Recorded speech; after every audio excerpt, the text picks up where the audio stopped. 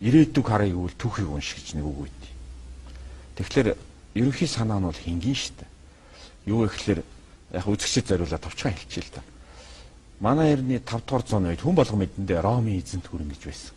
Ромын эзэн 5 дугаар зуунд норон улснаас хойш Европт 15 дугаар зуун хүртэл одоо сурах хүчтэй байна хүчтэй харанхуйд дундад зам байсан. Европчин маш олон жижигхэн бант улсууд болол дайн байлдаантай хаанч тулгай дээр мөхтэй ийм харанхуй нийгэм үүссэн. Мянган жилийн турш яагаад харанхуй гэж байгаа нь бол 10 дугаар зуун ер нь тэр мянган жилийн хугацаанд соёл урлаг шинжлэх ухаан бүх юм бол мянган жилийн өмнөхөөс одоо орсон байхгүй. Гэтэл Аз бол цэцгэлээ гэж ядсан тийм. Тэгээ яагаад энэ хугацаанд бол Ром Европт бол ганцхан том хүч байсан. Энэ бол Ромын пап. Хаадуудыг гэрлэхийг зөвшөөрдөг, хаанаар бараг томилдог. Гэхдээ нэг талаас католик сүм хийд үе Ромын пап бол Европын соёлыг авч үлдсэн бүх нэгт одоо юу гэдэмтэй Европыг нэгтгэж ийсэн гол хүч байсан боловч нөгөө талаас Европын түвэнд маш том хар үүрэг гүйцэтгсэн. Би тэр тухайн ирсэн байхгүй. Яг тэгвэл католик шашны онцлог нь бол бүх бурхантайгаа хүн одоо санваартан ламаар дамжиж харьцдаг. Манайхаар бол санваартнаар дамжиж. Уг нь бол бурхан гэдэг чинь бол хэрэв байдаг бол хүн өөрийнхөө сэтгэл зүрхэнд байдаг тийм. Гэтэл ламаар дамжиж харьцдаг нэгдүгээрт. Хоёрдугаарт бүх зүйл латин хэл дээр байсан. Одоо өөрөлдвөл латин хэлээс өөр хэл дээр Библийг бичгийг хорж исэн. Латин хэлээр ядуу хүмүүс тариачд уншихыг хорж исэн.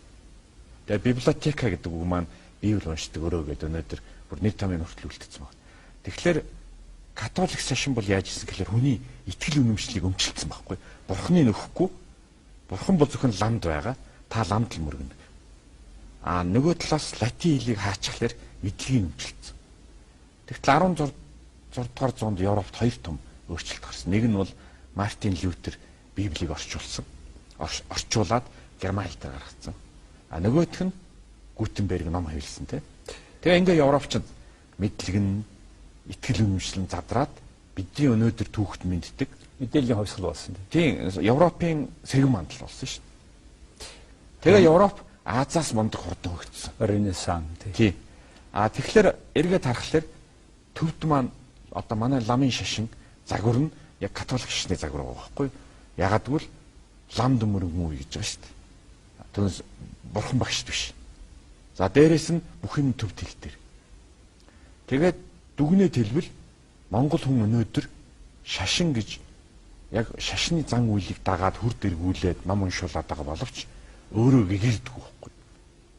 Хүрдийг 1000 эргүүлж болно. Өнөөдөр гандан дээр очиод харахаар гар утас барьцсан ярьцсан хүр дэргүүлээ явж байгаа. Тэр бол шашин биш. Энэ бол сохор бүс. Тэгээ эндээс ингээ харьцуулаад үзэхлээр тэр блог дээр бичсэн байна. Юу гэхээр ард түмэн гэхэрх нэг өөр хэрэг, мунхаг сүсгвшил нэг өөр хэрэг. Бүр одоо хүмүүс өөрсдөө нүгэл хийчээд, худлаа яриад, хулгай хийгээд тийм үү? Тэгчээд одоо очиод лам багшаар тэрийг авруулах.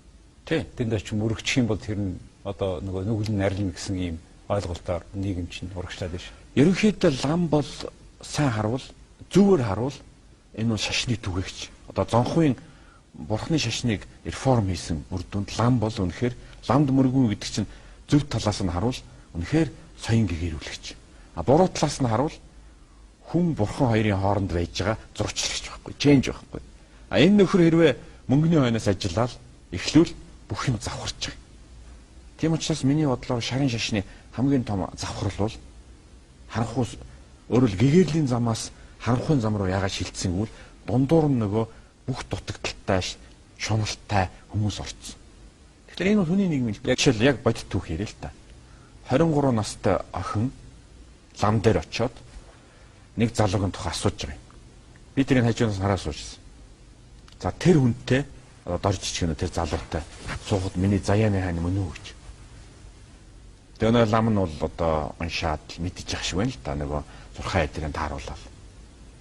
Тэгтэл их сонин яг Будда багшийн сургаалыг уншсан бол тэр хоёрын хоёулаа бурхны эсрэг үйлдэл хийж байгаа. Яг гэвэл тэр асууж байгаа охин бол тэр хүнийг бол хэрвээ амьдрж байгаа юм бол одоо хэрвээ бурхан гэж байдаг бол энэ ертөнцид үнэхээр өөрийн зоригтой, өөрийн хувь тавилантай төрсэн байна.